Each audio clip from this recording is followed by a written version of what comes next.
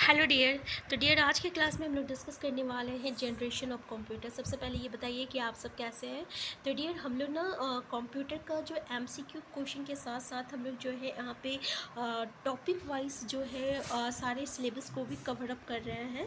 तो आज का टॉपिक में हम लोग का है जनरेशन ऑफ कंप्यूटर, कंप्यूटर के पीरियड। और इस वीडियो में हम इस टॉपिक से रिलेटेड जो भी क्वेश्चन है ना, उन सारे क्वेश्चन को यहाँ पे देखेंगे। आपका जितने भी डाउट है इस टॉपिक से वो सारे इसमें क्लियर हो जाएगा। तो सबसे पहले अगर चैनल में नए हैं तो चैनल को सब्सक्राइब कर लीजिएगा। वीडियो हेल्पफुल होगा तो प्लीज़ लाइक और शेयर करना मत भूलिएगा। तो चलिए डियर, स्टार्ट करते हैं आज का क्लास। तो देखिए, हार्डवेयर के उपयोग के आधार पर कंप्यूटर, यानी जो जनरेशन ऑफ कंप्यूटर हुआ था ना, वो जो है हार्डवेयर की कारण जो है इसका जो है कैटेगराइज किया गया है। तो जिसमें पहली पीढ़ी की जो कंप्यूटर है उसको हम लोग फर्स्ट जनरेशन ऑफ कंप्यूटर कहते हैं। ठीक है, ये जो है इसका टाइमिंग पीरियड याद रखिएगा, 1942 से लेकर 1955 तक का जो टाइमिंग पीरियड है ना, ये आपका फर्स्ट जनरेशन कंप्यूटर का है। इसमें जो कंप्यूटर है आपका, वो वैक्यूम ट्यूब्स का प्रयोग करता था। इसका साइज जो रहता था ना, बल्कि रहता था, यानी बड़ा रहता था। तो याद रखिएगा कि फर्स्ट जनरेशन ऑफ कंप्यूटर में क्या था, वैक्यूम ट्यूब्स था, उसका आकार बड़ा था। ठीक है, वो मशीन लैंग्वेज का प्रयोग करता था। ये याद रखिएगा, किसका, मशीन लैंग्वेज का। और देखिए, पंच कार्ड का भी प्रयोग करता था। पंच कार्ड कौन सा जनरेशन में था, तो फर्स्ट जनरेशन कंप्यूटर में था। इसका जो पहला कंप्यूटर है ना, वो आपका फर्स्ट जनरेशन कंप्यूटर भी पूछता है। तो याद रखिएगा, इनियक और यूनिवैक है। क्या है, इनियक और यूनिवैक। और आईबीएम के मार्क 1, ये याद रखिएगा, ये जो है आपका फर्स्ट जनरेशन कंप्यूटर था। तो इस कंप्यूटर की जो मशीन थी ना, वो बहुत ही भारी था। तो और इसके लिए ना उसमें बहुत ही आपका ऊर्जा, मतलब कि एनर्जी, विद्युत ऊर्जा जो रहता था उसके लिए आवश्यकता था, लगता था। ठीक है, तो हम लोग फर्स्ट जनरेशन कंप्यूटर के बारे में ये पढ़े कि फर्स्ट जनरेशन ऑफ कंप्यूटर जो था, इसका टाइमिंग पीरियड 1942 से लेकर 1955 के बीच है। ये वैक्यूम ट्यूब्स प्रयोग करता था। इसकी साइज जो रहता था बड़ा रहता था, जिसके कारण ऊर्जा ज़्यादा लगता था। मशीन लैंग्वेज का प्रयोग करता था, पंच कार्ड का प्रयोग करता था। पहला कंप्यूटर जो था इनियक था, यूनिवेक था, और आईबीएम के मार्क 1 था। ठीक है, ये आपको फर्स्ट जनरेशन कंप्यूटर। तो डियर, यहाँ पे फर्स्ट जनरेशन कंप्यूटर से जितने भी क्वेश्चन आने का संभावना है, उन सारे चीज़ को हम लोग यहाँ पे डिस्कस कर चुके हैं। नेक्स्ट चलते हैं second generation of computer. Next है हम लोग का सेकेंड जनरेशन ऑफ कंप्यूटर, जिसको हम लोग दूसरी पीढ़ी की कंप्यूटर कहते हैं। अब इसका टाइमिंग पीरियड देख लीजिए। तो देखिए, वहाँ पे आपका 1955 पे ख़त्म हुआ था। ये स्टार्ट होता है 1955 से लेकर 1964 का जो टाइमिंग पीरियड है, ये सेकेंड जनरेशन कंप्यूटर का है। तो याद रखिएगा, दूसरी पीढ़ी की कंप्यूटर कौन सा है, तो 1955 से लेकर 1964 का जो टाइमिंग पीरियड है, ये आपका दूसरी पीढ़ी की कंप्यूटर है। इसमें ना आपका ट्रांजिस्टर, उसमें वैक्यूम ट्यूब्स यूज़ होता था। इसमें वैक्यूम ट्यूब की जगह पे ट्रांजिस्टर का प्रयोग किया जाता था, जो कि हल्का रहता था, छोटा रहता था। जब हल्का रहता था, छोटा रहता था, तो उसमें आपका विद्युत जो है वो कम खपत होता था। ठीक है, ये भी याद रखिएगा। अब देखिए, इसकी गति जो थी तीव्र थी, और त्रुटियाँ जो थी कम थी। पंच कार्ड की जगह यहाँ पे चुंबकीय भंडारण उपकरणों का प्रयोग किया जाने लगा, जिसको हम लोग मैग्नेटिक स्टोरेज डिवाइस कहते हैं। तो याद रखिएगा, इसमें क्या आया था, चुंबकीय भंडारण आया था, मतलब कि मैग्नेटिक स्टोरेज डिवाइस जो था, ये सेकेंड जनरेशन ऑफ कंप्यूटर में था। इसकी जगह यूट्यूब की जगह हम लोग यहाँ पर ट्रांजिस्टर यूज़ करते थे। इसका साइज छोटा था, इसलिए विद्युत ऊर्जा जो लगता था वो कम लगता था। इसका टाइमिंग पीरियड जो है 1955 से लेकर 1964 तक का है। तो सेकेंड जनरेशन ऑफ कंप्यूटर में हम लोग क्या क्या पढ़े कि इसका टाइमिंग पीरियड जो है 1955 से लेकर 1964 तक का है। इसमें आपका वैक्यूम ट्यूब्स की जगह ट्रांजिस्टर का यूज़ होता है। इसका साइज छोटा रहता है, इसलिए विद्युत ऊर्जा कम लगता है। और इसमें जो है मैग्नेटिक स्टोरेज डिवाइस, जिसको हम लोग चुंबकीय भंडारण उपकरण कहते हैं, उसका यहाँ पे प्रयोग किया जाता था। अब नेक्स्ट है आपका थर्ड जनरेशन ऑफ कंप्यूटर। तो डियर, चलिए थर्ड जनरेशन ऑफ कंप्यूटर हम लोग देखते हैं, थर्ड जनरेशन ऑफ कंप्यूटर में क्या है। ठीक है,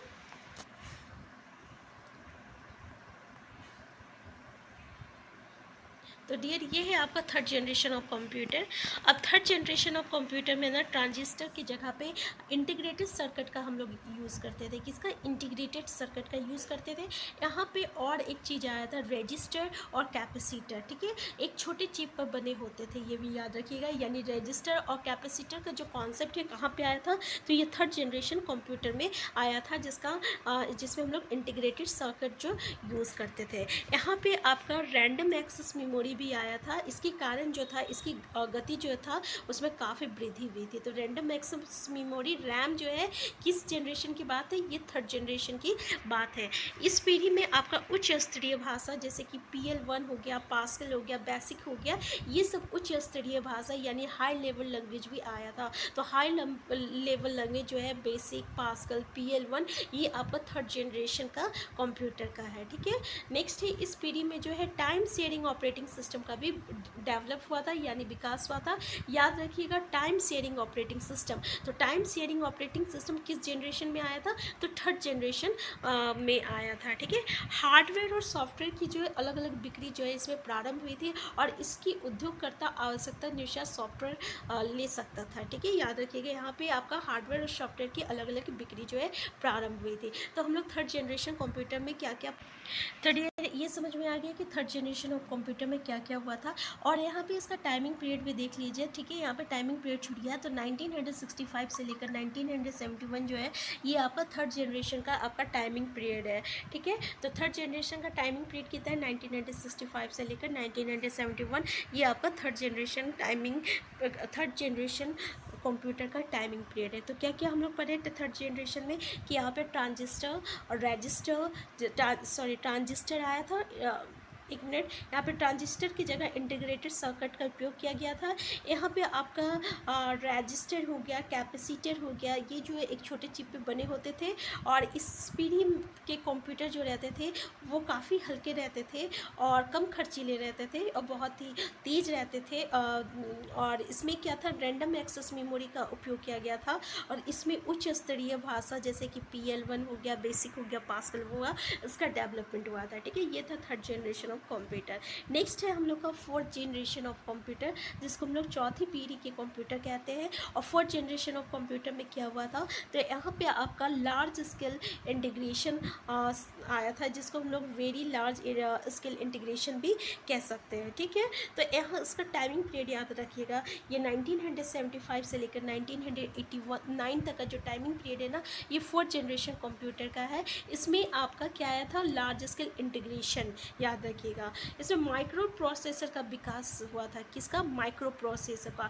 माइक्रो प्रोसेसर किस में आता है, तो फोर्थ जनरेशन कंप्यूटर में आता है। ठीक है, याद रखिएगा। चुंबकीय डिस्क और टैप का स्थान जो है सेमीकंडक्टर। अब यहाँ पे सेमीकंडक्टर मेमोरी आया था और रैम की क्षमता में वृद्धि से कार्य अत्यंत तीव्र हो गया था। ठीक है, थर्ड जनरेशन कंप्यूटर में तो रैम का हो गया था डेवलपमेंट। अब उसके कारण यहाँ पे इसका जो कार्य की जो क्षमता है ना, उसमें भी काफ़ी इसमें उसकी एफिशिएंसी काफ़ी बढ़ गई थी। और यहाँ पे सेमीकंडक्टर का जो है कॉन्सेप्ट आया था, याद रखिएगा। तो उच्च गति वाले कंप्यूटर नेटवर्क जैसे लैन और वैन का भी विकास हुआ था। तो ये जो लैन और वैन है, जो एरिया नेटवर्क है, ठीक है, इससे आप किस जनरेशन का बात है, ये फोर्थ जनरेशन का बात है। और इसी आपका पीढ़ी में ना पैरेलल कंप्यूटिंग तथा मल्टीमीडिया का प्रचलन भी प्रारंभ हुआ था। तो ये भी याद रखिएगा, पैरेलल कंप्यूटिंग मल्टीमीडिया किस जनरेशन का बात है, तो ये फोर्थ जनरेशन कंप्यूटर में आया था। और इस पीढ़ी के सॉफ्टवेयर में ना आपका GUI, जिसको हम लोग ग्राफिकल यूज़र इंटरफेस कहते हैं, उसका भी विकास जो है हुआ था। इसके साथ ही यहाँ पे आपका ऑपरेटिंग सिस्टम जैसे कि MS DOS हो गया, MS विंडोज़ हो गया, फिर ऑपरेटिंग सिस्टम जो हो गया एप्पल डोस, इसका भी डेवलपमेंट हुआ था। तो याद रखिएगा, ऑपरेटिंग सिस्टम का डेवलपमेंट किस जनरेशन ऑफ कंप्यूटर में हुआ था, तो ये फोर्थ जनरेशन ऑफ कंप्यूटर में हुआ था। जैसे कि MS DOS हो गया, एप्पल डोस हो गया, MS विंडोज़ हो गया। और उच्च स्तरीय भाषा यानी हाई लेवल लैंग्वेज में जैसे कि C लैंग्वेज जो हो गया, इसका भी उसका भी डेवलपमेंट इसी जनरेशन ऑफ कंप्यूटर में हुआ था। तो फोर्थ जनरेशन ऑफ कंप्यूटर में काफ़ी कुछ हुआ है, आप देख सकते हैं। यहाँ पे नेटवर्क वाला कॉन्सेप्ट आया था, local area network, wide area network. यहाँ पे सेमीकंडक्टर आया था, वेरी लार्ज स्केल इंटीग्रेशन और लार्ज स्केल इंटीग्रेशन था इसमें। और इसका टाइमिंग पीरियड 1975 से लेकर 1989 तक का है। और रैम का जो है वो आपका डेवलपमेंट तो थर्ड जनरेशन ऑफ कंप्यूटर में हो चुका था, लेकिन उसके कारण इस जनरेशन ऑफ कंप्यूटर में ना काफ़ी उसकी क्षमता जो है, कार्य करने की क्षमता जो बढ़ गया था, यानी तीव्र हो गया था। नेक्स्ट है कि इसमें जो है ग्राफिकल यूज़र इंटरफेस भी आया था, और यहाँ पे आपका पैरेलल कंप्यूटिंग और मल्टीमीडिया का जो प्रचलन था वो भी प्रारंभ हुआ था, यानी इसका भी कॉन्सेप्ट यहाँ पे आया था, पैरेलल कंप्यूटिंग और मल्टीमीडिया। ठीक है, बाकी ऑपरेटिंग सिस्टम आप देख सकते हैं यहाँ पे, और हाई लेवल लैंग्वेज जैसे कि सी लैंग्वेज का भी यहाँ पे डेवलपमेंट हुआ था। नेक्स्ट है हम लोग का फिफ्थ जनरेशन ऑफ कंप्यूटर। तो dear fifth generation of computer में आपका अल्ट्रा लार्ज स्केल इंटीग्रेशन, वहाँ पे हम लोग देख सकते हैं लार्ज स्केल इंटीग्रेशन, यहाँ देख सकते हैं अल्ट्रा लार्ज स्केल इंटीग्रेशन और वेरी लार्ज स्केल इंटीग्रेशन, ये आपका किसका था, तो फोर्थ जनरेशन ऑफ कंप्यूटर में था। अब 97 देखिए इसका टाइमिंग पीरियड कितना है, 1975 से लेकर 1989। अब 1989 से लेकर प्रेजेंट तक का जो जनरेशन ऑफ कंप्यूटर है, प्रेजेंट तक, ठीक है ना, सिर्फ प्रेजेंट, ये आपका जो है फिफ्थ जनरेशन ऑफ कंप्यूटर में आता है, जहाँ पे अल्ट्रा लार्ज स्केल इंटीग्रेशन का कॉन्सेप्ट है। अब यहाँ पे क्या क्या हुआ था, तो डियर यहाँ पे ऑप्टिकल डिस्क आया था, अब इंटरनेट का भी यहाँ पे प्रचलन स्टार्ट हुआ था, फिर ईमेल आया था, फिर क्या आया था, WWW जिसको हम लोग वर्ल्ड वाइड वेब कहते हैं, उसका भी यहाँ पे डेवलपमेंट हुआ था। इंफॉर्मेशन टेक्नोलॉजी और इंफॉर्मेशन हाईवे की यहाँ पर डेवलपमेंट हुआ था, और इसके साथ साथ यहाँ पे मैग्नेटिक बबल मेमोरी की भी प्रयोग किया गया था। मैग्नेटिक बबल मेमोरी क्या है, आपको भंडारण क्षमता में वृद्धि हुई थी, ठीक है ना, इसी के कारण भंडारण क्षमता में वृद्धि हुई थी। पोर्टेबल पीसी और आपका डेस्कटॉप पीसी, ठीक है, ने कंप्यूटर के जीवन को लगभग प्रति क्षेत्र से जोड़ दिया था। तो याद रख लीजिए यहाँ पे पोर्टेबल पीसी और डेस्कटॉप पीसी का भी यहाँ पे कॉन्सेप्ट जो है स्टार्ट था आपका फिफ्थ जनरेशन ऑफ कंप्यूटर में। तो देख सकते हैं फिफ्थ जनरेशन ऑफ कंप्यूटर में क्या क्या था। तो यहाँ पे हम आपको बहुत ही शॉर्ट में देने वाले हैं, जहाँ पे आपको बस याद ये करना है कि आपका फर्स्ट जनरेशन ऑफ कंप्यूटर का टाइमिंग पीरियड, सेकेंड जनरेशन का टाइमिंग पीरियड, थर्ड जनरेशन का टाइमिंग पीरियड और फोर्थ जनरेशन का टाइमिंग पीरियड। तो डियर अब ना अलग अलग जगह पे देखिएगा, ये जो कहीं कहीं टाइमिंग पीरियड जो रहता है ना, वो 1-2 साल में कॉन्ट्राडिक्शन होता है, जैसे कि कहीं पे आपको 1971 देखने को मिलेगा, कहीं आपका 1975 देखने को मिलेगा फिफ्थ जनरेशन। लेकिन ये जो है ये भी आपका बेटर है, इस चीज़ को आप देख के चलिएगा, तो कहीं कंफ्यूज मत होइएगा। अगर थर्ड जनरेशन ऑफ कंप्यूटर में अगर 1964